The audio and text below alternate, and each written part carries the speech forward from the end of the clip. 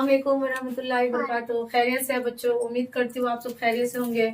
आज की इस वीडियो में हम लोग 10th क्लास के दूसरे बुक रोशनी का जिक्र करेंगे। रोशनी में मैंने पहले भी अपने वीडियो में बताया था सबसे पहले कि उर्दू में 10th क्लास में पढ़ने के लिए 2 उर्दू का बुक्स पढ़ना है, एक तो दरख्शा और दूसरा रोशनी।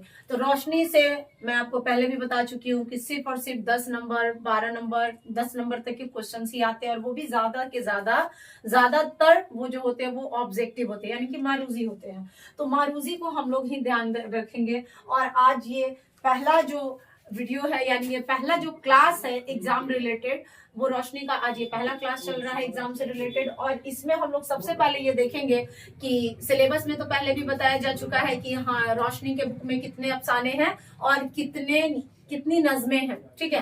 तो आज इस पहले शॉर्ट में पहले वीडियोस में ये देखते हैं कि रोशनी जो बुक है उसका जो पहला चैप्टर है, यानी जो पहला सबक है, वो है हिंदुस्तानी अदब का तसव्वुर।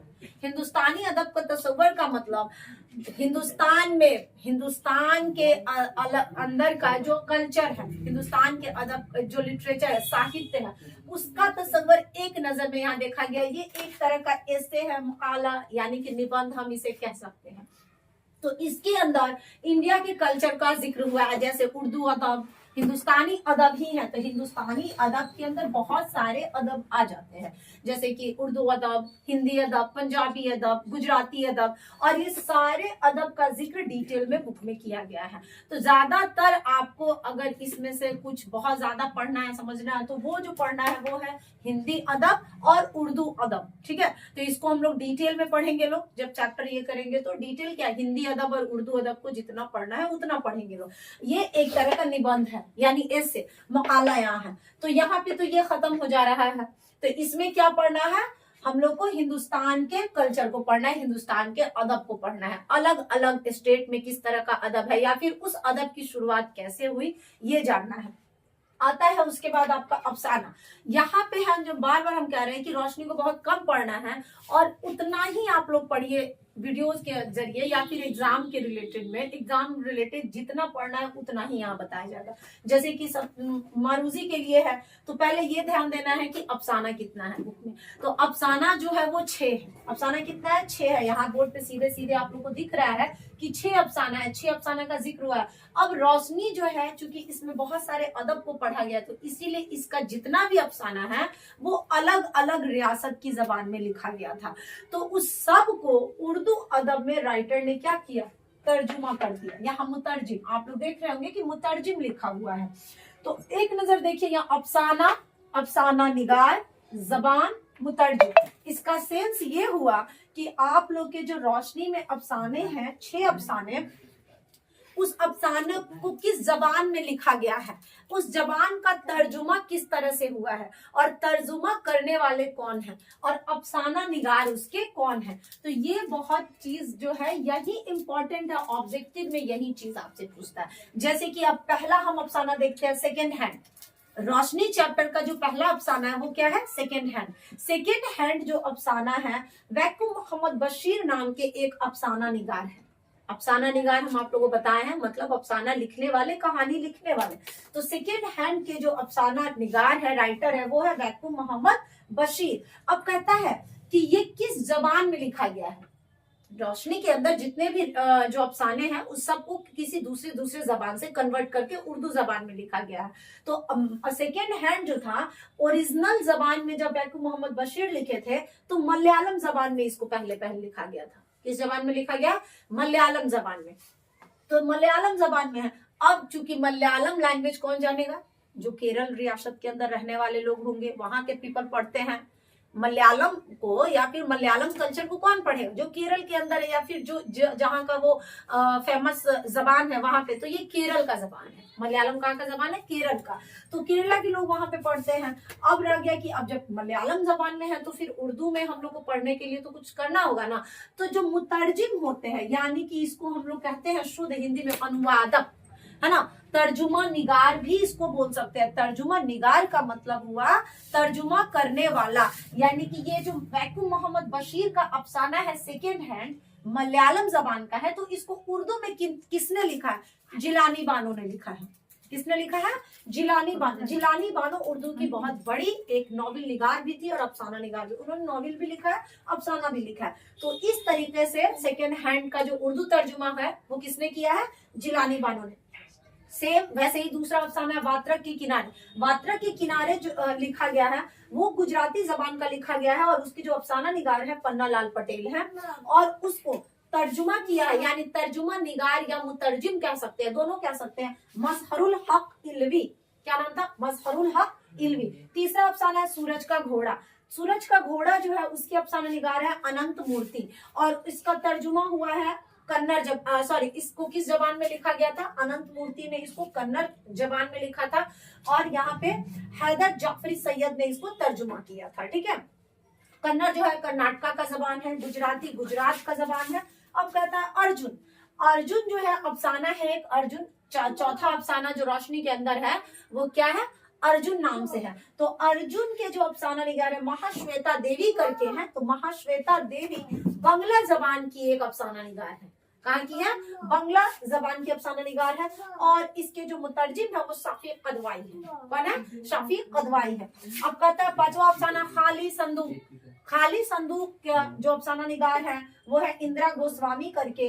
अब असामी जबान में, असम का ये लैंग्वेज होता है, ठीक है, बंगाल का जबान होता है बंगला, असम का जबान होता है आसामी। आसामी जबान में लिखा गया। भी कहता है माखूज। माखूज का मतलब होता है, कभी कभी हमने आप लोग को बताया था कि किसी अफसाने का जो ये होता है क्या बोलते हैं उसको, अफसाने का जो कलेक्शन होता है, अफसानों का मजमुआ, उसके अंदर से अगर कभी कभी कुछ निकाल के लिख दिया जाता है तो वहां पे लिखाता है माखूज, यानी कि ये अफसाना कहीं दूसरी जगह से लेके लिखा गया, डायरेक्ट स्पेशल इसको अफसाना निगार ने नहीं लिखा है, इसीलिए ये माखूज हो गया। कहने का मतलब है कि किसी किताब से, किसी दूसरे किताब से इसको अखज करके यानी दूसरे किताब से लेके आपके किताब में डाला गया है। स्पेशल किसी इस एक ही अफसाने को इंदिरा गोस्वामी ने नहीं लिखा है। मे भी इनके अफसानों के कलेक्शन से, अफसानों के मजमुए से इसको निकाल के लिखा गया है। इसलिए यहाँ देखिएगा कि अफसाना निगार तो है इंदिरा गोस्वामी, जबान तो है आसामी, लेकिन मुतरजिम नहीं है, माखूज लिखा है।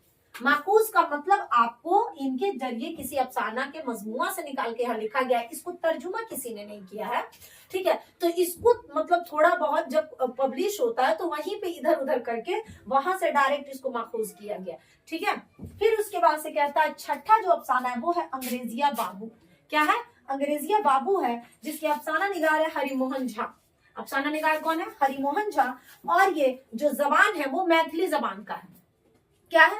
मैथिली जबान से लिया गया है। मैथिली जबान हमारे बिहार का ही कहीं कहीं कोई जगह है वहां का ही ये जबान होता है, जैसे कि गया साइड में भी शायद, या पूर्णिया जिले की तरफ के लोग जो है ना मैथिली जबान का यूज करते हैं। फिर यहाँ भी मुतरजिम जो है वो नहीं है, यहाँ पे भी माखूज ही है। तो इस तरह से रोशनी में जो है हिस्सा नशर है, तो हिस्सा नशर में सिर्फ कितना चीज पढ़ना है? 7 चीज, जिसमें तो एक है हिंदुस्तानी अदब के बारे में पढ़ना है, हिंदुस्तान के अदब के बारे में, तो वो ऐसे है, मुकाला है, उसका कोई राइटर नहीं है, उसका कोई ट्रांसलेटर नहीं है, यानी कि तर्जुमा निगार नहीं है या फिर अफसाना निगार नहीं है। तो ये एक चीज है। पहला जो है ये भारत का कल्चर पढ़ना है तो ये हटा देते हैं। उसके बाद अफसाना जो पढ़ना था हिस्सा नसर में, तो हिस्सा नसर में 6 अफसाना पढ़ना है। उसके अफसाना निगार का नाम पढ़ना है, किस जबान से लिखा गया है, मतलब किस जबान में इस अफसाने को लिखा गया है वो नाम याद रखना है, और उसका तर्जुमा उर्दू में किसने किया है वो याद रखना है। यही आपके एग्जाम में रोशनी का ऑब्जेक्टिव क्वेश्चन होता है। जैसे अब एग्जाम्पल में हम बता रहे कैसे पूछेगा अफसाना सेकेंड हैंड किस जबान का लिखा हुआ है, या फिर अफसाना सेकेंड हैंड किस रियासत की जबान में लिखा गया है, इस तरह से। तो मलयालम जबान का अफसाना है। किस जबान का अफसाना है? तो मलयालम जबान का। फिर पूछेगा अफसाना सेकेंड हैंड का तर्जुमा किसने किया है? 4 ऑप्शन रहेगा, तो जिलानी बानो। अफसाना सेकेंड हैंड के अफसाना निगार कौन है या फिर मुसन्निफ कौन है? तो वैकू मोहम्मद बशीर। यहाँ देखिए, ये नहीं कि अफसाना निगार पूछे तो आप लोग जिलानी बानो लिख दीजिएगा, नहीं, आप लोग के दिल दिमाग में जिलानी बानो ट्रांसलेट की है उर्दू में तो भाई हम इन्हीं को अफसाना निगार मानते हैं, नहीं, जो ओरिजिनल लिखे हैं उसको ना अफसाना निगार मानेंगे जी, और जो ट्रांसलेट किए हैं उसको हमेशा मुतरजिम ही बोलेंगे, यानी तर्जुमा निगार या मुतरजिम। तो जब पूछेगा कि सेकेंड हैंड के अफसाना निगार कौन है, तब कहेंगे वैक्यू मोहम्मद बशीर। और पूछेगा किस जबान में लिखा गया, तो मलयालम। और उसको उर्दू में किसने तर्जुमा किया, तो जिलानी बानो ने। फिर उसी तरह पूछेगा अर्जुन किस जबान का अफसाना है, बांग्ला जबान का अफसाना है। अर्जुन किस जबान का अफसाना है, बांग्ला जबान का। इसके अफसाना निगार कौन है, महाश्वेता देवी है। इसका उर्दू में तर्जुमा किसने किया है, शाफी कदवाई ने किया है। ठीक है, तो इसी तरीके का एग्जाम में आपके क्वेश्चंस आता ही आता है। आप लोग के टेस्ट एग्जाम में भी आप लोग देखे होंगे कि आता होगा क्वेश्चन, तो कोई ध्यान ही नहीं देता, क्योंकि ज्यादातर कोई भी है ना वो रोशनी पे ध्यान नहीं देता है, रोशनी लोग पढ़ना ही नहीं चाहता। लेकिन आप पढ़ते हैं तो आपके जो वहां पे ऑब्जेक्टिव क्वेश्चन आते हैं वो भी आपके लिए बहुत ईजी हो जाते हैं ना, कि हाँ भाई चलो मेरा ये भी नहीं छूटना चाहिए। हर चीज पे कमांड रहना बहुत जरूरी है। जेन्युइनली कोई रोशनी पे ध्यान नहीं देता है, अरे छोड़ो हटाओ क्या करना है, बाकी सब तो कॉन्सेप्ट रेडी हो रहा है, चाहे वो ग्रामर हो या फिर दरक्षा हो। लेकिन मेरा ऐसा मानना है कि अगर यहाँ से 10 नंबर 5 नंबर जो भी ऑब्जेक्टिव्स आ रहे हैं 5 10 2 4 वो सब भी आपको याद होना चाहिए। तो इस इजी वे में याद करते हैं तो वो नंबर भी इंशाल्लाह आपका रखा हुआ है। ठीक है, अब हम इसके हिस्से शायरी की बात करते हैं। रोशनी हिस्सा शायरी की बात करते हैं रोशनी में। तो हिस्सा शायरी में जो है नज्म है, सिर्फ और सिर्फ नज्म है। जिस तरह से हिस्सा नसर में सिर्फ अफसाना था, एक हिंदुस्तानी अदब था, तो उस तरह से अब हिस्सा शायरी के अंदर जो है रोशनी में वो सिर्फ 5 नज्म ही है। जिसमें से पहला नज्म है वारिस शाह से। पहला नज्म जो है हिस्सा शायरी में वो पहला है नज्म वारिस शाह से। इसका जो नज्म निगार, इसके जो नज्म निगार है यानी शायर है वो अमृता प्रीतम है। और जबान ये पंजाबी जबान का नज्म। किस जबान का नज्म है, पंजाबी जबान का। सेम उसी तरह जैसा आप लोग हिस्सा शायरी हिस्सा नसर को पढ़े हैं, अफसाना जबान, अफसाना निगार और मुतरजिम या तर्जुमा निगार भी बोलते हैं। तो वहां पे अफसाना में 6 पढ़े, उसी तरीके से नज्म में भी 5 है। 5 नज्म है। तो पहला नज्म वारिस शाह से अमृता प्रीतम का लिखा हुआ है। अमृता प्रीतम पंजाबी शायरा थी, ठीक है, पंजाब की रहने वाली थी, पंजाबी शायरा थी, तो उन्होंने इस नज्म को लिखा है। और इसको भी अखज किया गया है कहीं से, तो यहाँ मुतरजिम नहीं है। तो यहाँ मुतरजिम को देखिएगा, हम क्रॉस कर देते हैं क्योंकि यहाँ मुतरजिम को याद ही नहीं करना है, तो ये एकदम खाली खुद। चलिए, तो ये जो है दिए, तो दिए के जो शायर है या नज्म निगार का ये अरुण कोल्हटकर है, जिन्होंने दिए को मराठी जबान में लिखा है। और इसका तर्जुमा किए हैं सादिक नाम के राइटर ने। तर्जुमा निगार जो होते हैं यानी कि मुतरजिम वो सादिक थे। तो ये हो गया आपका दूसरा नज्म। तीसरा नज्म जो है आपके निसाब में है बारिश की एक सुबह। क्या है, यहाँ बोर्ड पे ध्यान दीजिए, बारिश की एक सुबह सीताकांत महापात्र। इसका भी मुतरजिम नहीं है, तो यहाँ पे आपको मुतरजिम याद नहीं करना है।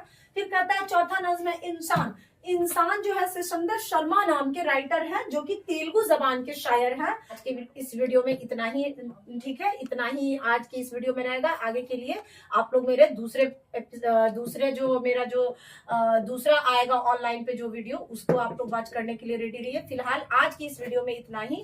आज मिलते हैं अपने दूसरे वीडियो में दूसरे चैप्टर के साथ और पूरे के पूरे खुलासे के साथ। तो आज के लिए इतना ही। अल्लाह हाफिज, अस्सलाम वालेकुम व रहमतुल्लाहि व बरकातुहू।